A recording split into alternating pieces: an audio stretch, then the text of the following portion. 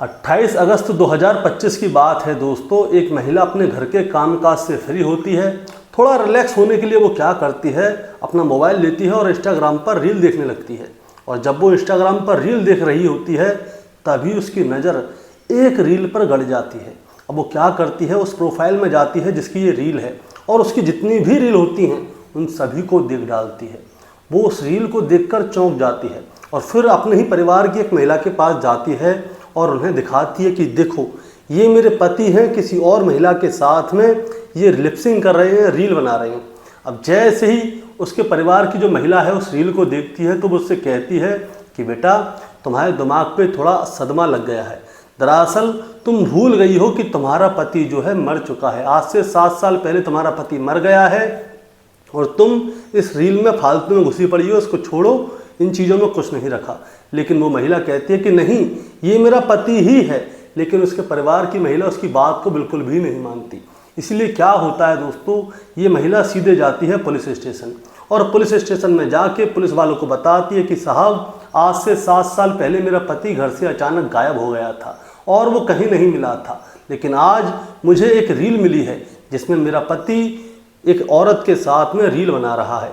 सभी लोग कह रहे हैं कि मेरा पति मर गया है, लेकिन मेरा मानना यह है कि मेरा पति जिंदा है और इस रील में जो दिख रहा है वो मेरा पति ही है। अब दोस्तों, जो वहाँ के सर्कल ऑफिसर होते हैं वो कहते हैं कि तुम चिंता मत करो, हम इस रील के बारे में जानकारी लेंगे और तुम्हारे पति के बारे में भी जानकारी लेंगे। इसके बाद दोस्तों क्या होता है, पुलिस वाले इस केस का खुलासा करते हैं और इसके बाद एक खुलासा होता है।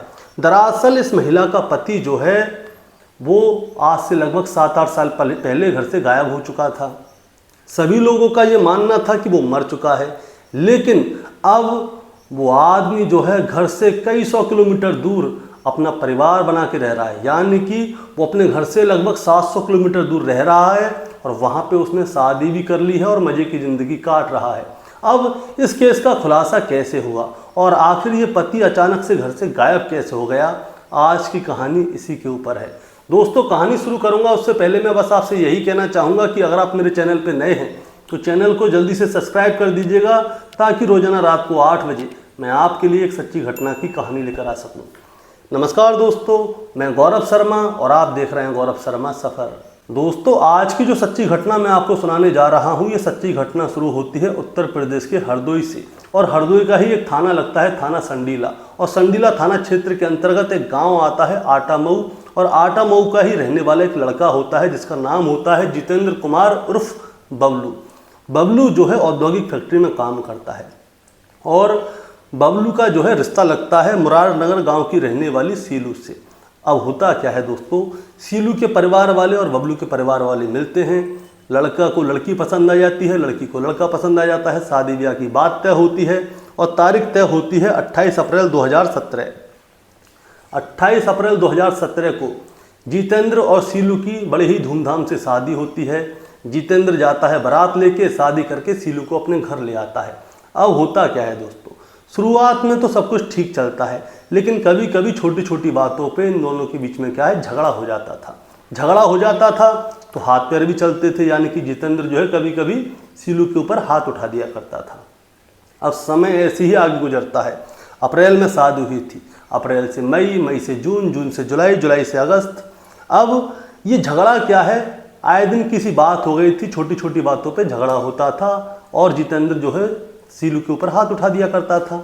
अब होता क्या, तारीख आती है 13 नवंबर 2017। 13 नवंबर 2017 को किसी बात पर सीलू और जितेंद्र के बीच में जो है बहुत ज़ोर से झगड़ा हो जाता है, जिसकी वजह से जितेंद्र जो है सीलू को पकड़ के अच्छी तरह से पीट डालता है। अब जैसे ही जितेंद्र सीलू को बुरी तरह से पीट डालता है तो सीलू क्या करती है, वहाँ से लड़के झगड़ के और नाराज़ होकर अपने मायके चली जाती है। और जब सीलू अपने घर पे जाती है तब वो प्रेग्नेंट होती है। अब होता क्या है दोस्तों, सीलू अपने घर पे तो चली गई है, लेकिन उसके मन में एक उम्मीद होती है कि शायद जितेंद्र आएगा उसके घर पे और उसे मना के लेके जाएगा। लेकिन जितेंद्र उसके घर पे नहीं आता और ना ही उसे मना के लेके जाता। समय गुजरने लगता है, सीलू इंतज़ार में होती है कि जितेंद्र कभी तो आएगा, लेकिन वो नहीं आता। अब इंतज़ार इतना हो जाता है कि सीलू एक लड़के को जन्म दे देती है। और जन्म के समय पे भी जितेंद्र नहीं आता, और जब जितेंद्र नहीं आता तो वो बहुत ज़्यादा परेशान हो जाती है, और जब परेशान हो जाती है तो वो जाती है अपनी ससुराल, और ससुराल में जाके पूछती है कि मेरा पति कहाँ है, वो मेरे को मनाने क्यों नहीं आए। तब जाके पता चलता है कि उसका पति जितेंद्र जो है वो लापता है। अब जैसे ही ये वाली बात सामने आती है कि उसका पति लापता है, उसे पता भी नहीं है और इन लोगों ने बताया भी नहीं, ससुरालिया वालों ने। उसने पूछा कहाँ गया मेरा पति, तो ससुराल वाले बोलते हैं हमें नहीं पता कहाँ गया। अब सीलू जो है बहुत ज़्यादा परेशान हो जाती है, क्योंकि ससुराल वाले जो है कोई सही जवाब नहीं दे रहे थे कि जिससे कुछ पता चल सके।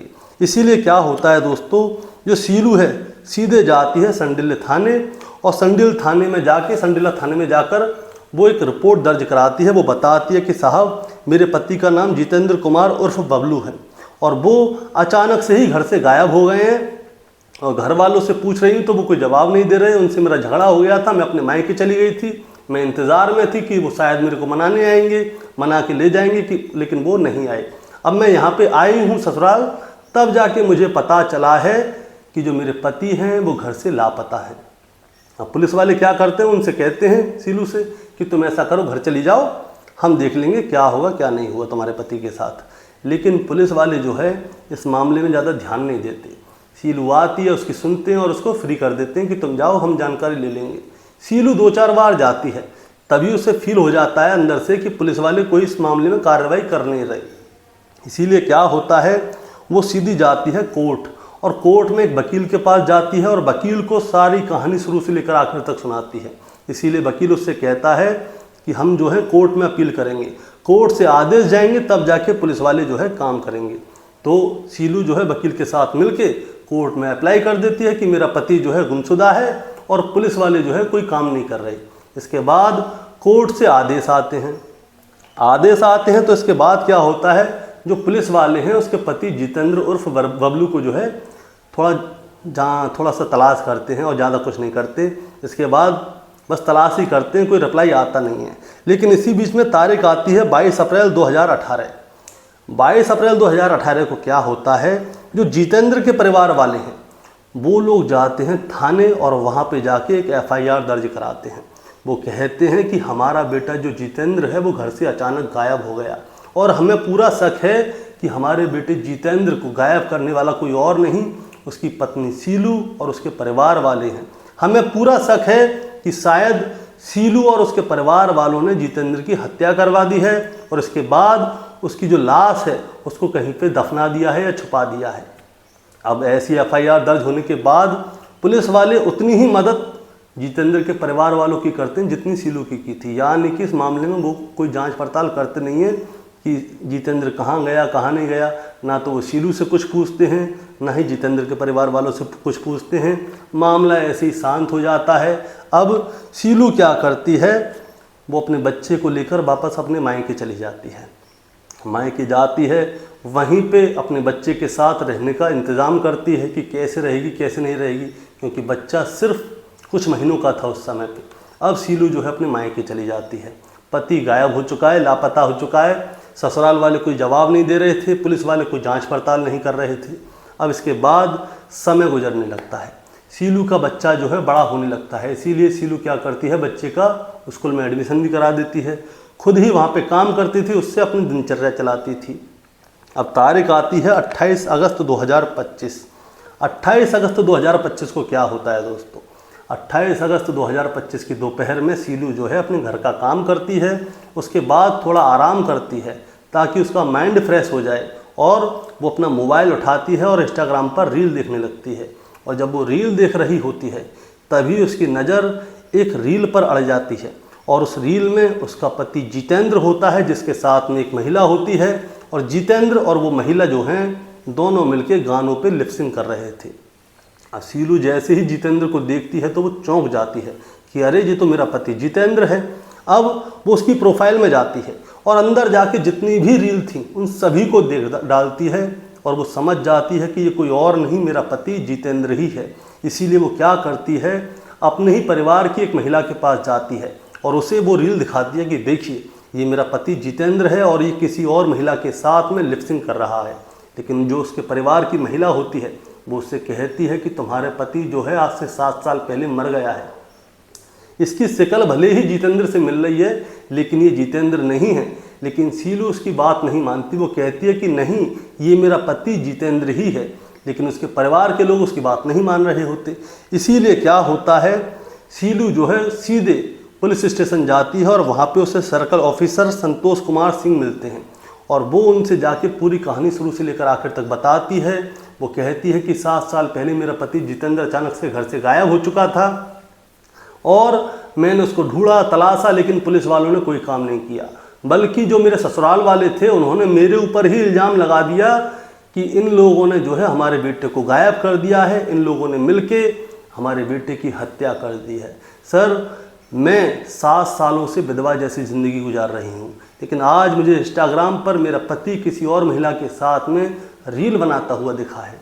अब जैसे ही संतोष कुमार जो है उस रील को देखता है और जो शीलू की शादी की फ़ोटो थी उनको देखता है, तो वो जो है इस मामले को गंभीरता से लेता है और उससे कहता है कि बेटा तुम घर जाओ, हम देखते हैं इस मामले में जो भी कार्रवाई हो पाएगी, हम पूरी जांच पड़ताल करेंगे और तुम्हें इंसाफ ज़रूर दिलाएंगे।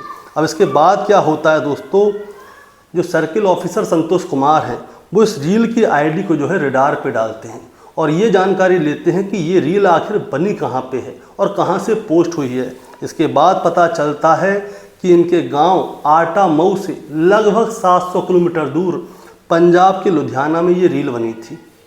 अब जो पुलिस की टीम है पंजाब जाती है वहाँ के लुधियाना में और पहले तो इन लोगों के बारे में जानकारी लेती है कि ये हकीकत में जितेंद्र ही है या कोई और है। और जब कंफर्म हो जाता है तो पुलिस की टीम सीधे जितेंद्र के पास जाती है और उससे उसका नाम पूछती है, तो वो अपना नाम जितेंद्र ही बताता है।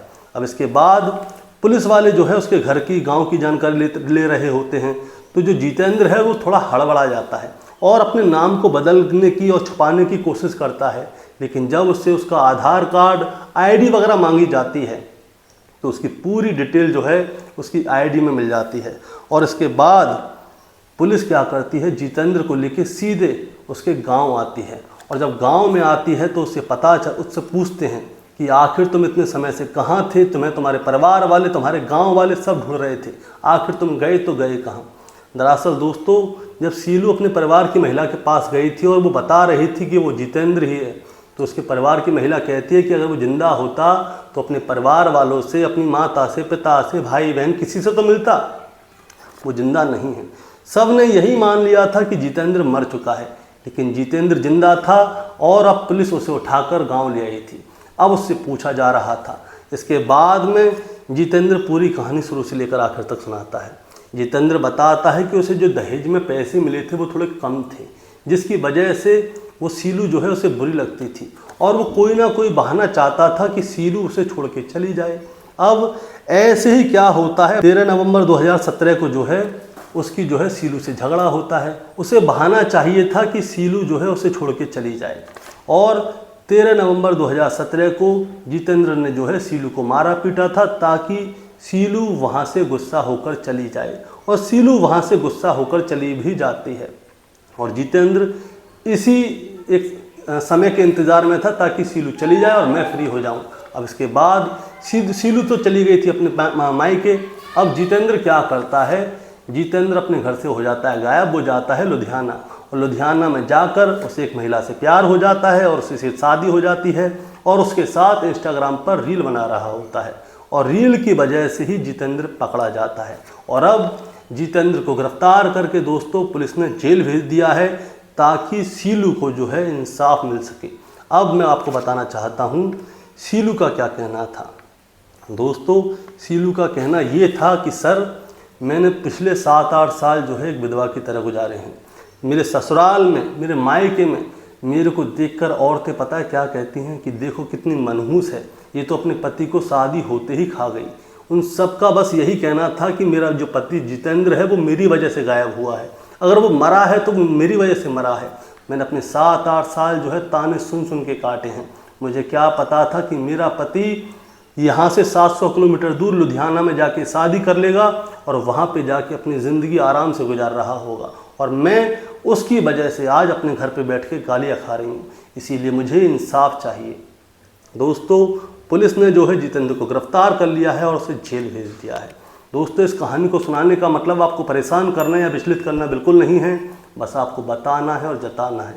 बताना जताना ये है कि जितेंद्र ने थोड़े से पैसे के चक्कर में अपनी पत्नी को जो है छोड़ दिया था। अब इसके चक्कर में उसकी पत्नी के ऊपर जो है उसके परिवार वालों ने FIR भी दर्ज कराई कि इसने और इसके परिवार वालों ने जो है हमारे बेटे को गायब कर दिया है, मार दिया है या कुछ कर दिया है। अब जितेंद्र की पत्नी अपने छोटे से बच्चे के साथ में रह रही थी। 7-8 साल उस छोटे से बच्चे की ज़िंदगी बर्बाद हो गई जितेंद्र की वजह से। और अपने गांव से 700 किलोमीटर दूर लुधियाना में उसने जिस महिला से शादी की थी, उस महिला को भी नहीं मालूम था कि आखिर जितेंद्र पूर्व में क्या करके आया है, यानी कि ज़िंदगी की शुरुआत में उसने क्या किया था और यहाँ पे आके इसने मुझसे शादी कर ली है। और अब जितेंद्र जेल गया है तो अब उस महिला की भी ज़िंदगी खराब हो गई है। दोस्तों आपका क्या कहना है इस कहानी के बारे में, आप ज़रा हमें कमेंट में बताएं। चैनल पे नए हैं तो सब्सक्राइब करके जाएं ताकि रोज़ाना रात को 8 बजे मैं आपके लिए एक सच्ची घटना की कहानी लेकर आ सकूं। नमस्कार।